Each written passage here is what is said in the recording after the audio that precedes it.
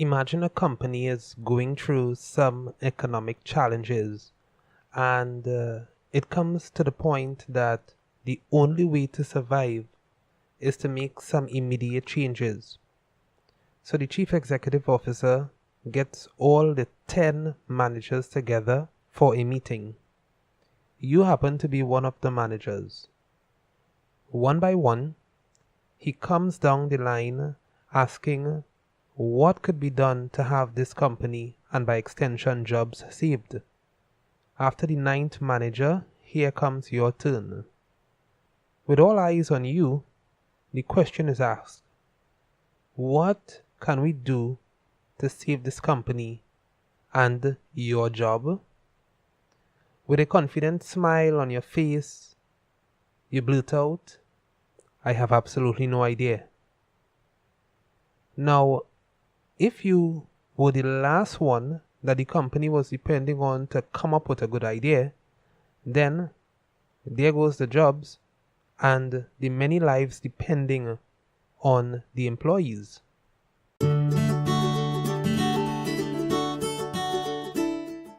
Hi, my name is Alec and I'm the behaviorist guy. And today I want to talk about actively thinking about the needs of the family as it pertains to building a stronger, better team. So what we are talking about here is this. There comes a time when a parent, a husband, a wife needs to reflect on the direction the family is heading and what can be done to ensure that the family sees success it deserves. Now, this approach of becoming a reflective practitioner can help solve most, if not all, major problems a family may have. The following, therefore, are some steps you can take to help you become more reflective of issues affecting the family and how to solve them. Step 1. Identifying the problem. An adult may say to a child, you never listen to me when I say, go clean up your room.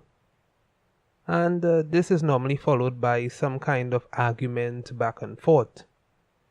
Now, most times the conflict will have been averted if the adult had said something differently. What I mean here is that if the adult was more specific in what the child appears to not be doing, this may reduce the chance of a conflict escalating. So the next time you are having a disagreement with your child, try to be specific. For example, if you want them to clean up their room, let them know what is to be done. So we are looking at things like remove clothing and books from the floor, pack them on their respective cupboards, thus writing desk, place shoes on the bed, side by side, in a straight line, or something like that. Step number 2. Try to see the problem as though you were the other person.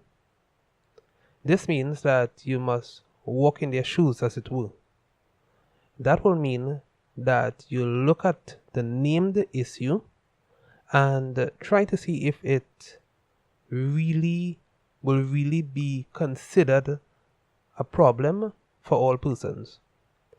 Let's say, again, it has to do with cleaning up their room after playing. You as the adult may look at the entire room and say it is untidy. But could you see that for a child, it may be that they can still get to bed and sleep.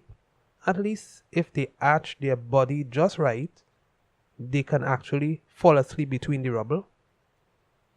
And that is a reason why they may not see an untidy room as a problem. After all, they can still fall asleep. Step number 3.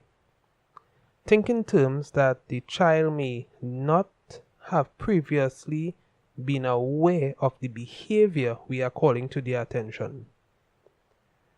The child may not see, for instance, the room with a number of stuff thrown about as such a big challenge. But a question that could be asked is, are they aware of the reason for keeping their room clean? Don't take for granted that they know. Why? Because they are 10 or because they are 12 years old or because they are teenagers? No, do not take for granted that they know. Not because of their age. Sometimes what can happen is that we look at the child's physical structure and make a determination that cognitively or their ability to reason should be commensurate with how they look. And that's not always the way, sadly to say, that we determine knowledge. Step number 4. How could I modify the child's behavior? It is often stated that a picture can paint 1,000 words. This means that at times you may have to show them a picture of what behavior you are expecting them to engage. Video content is something that can keep the interest of a child.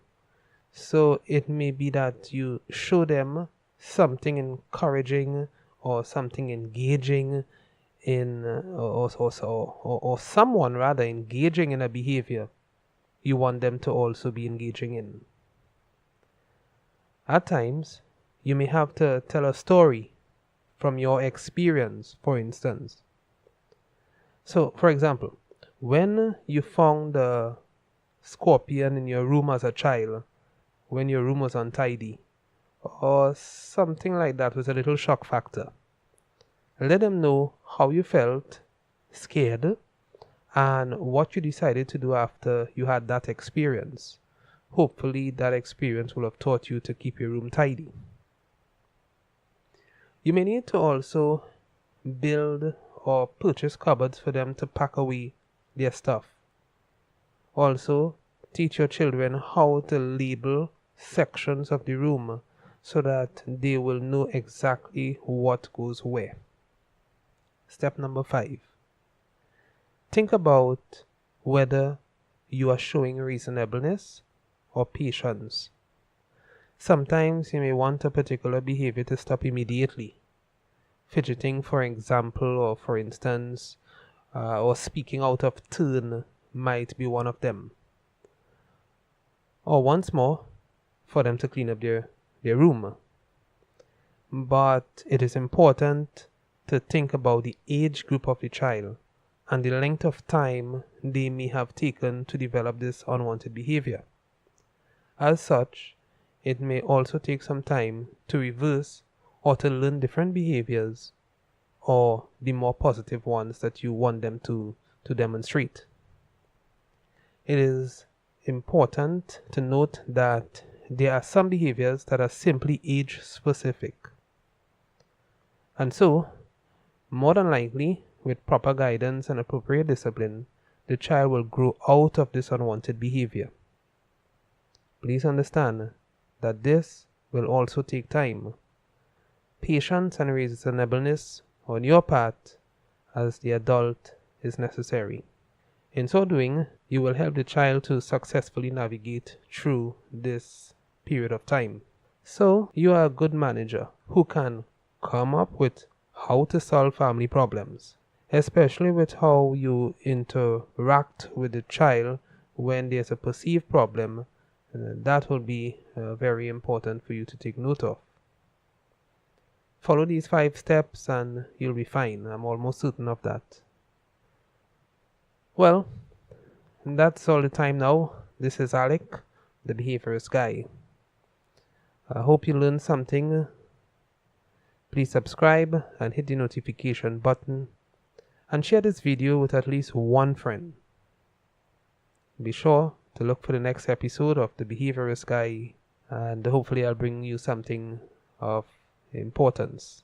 So until then, take care.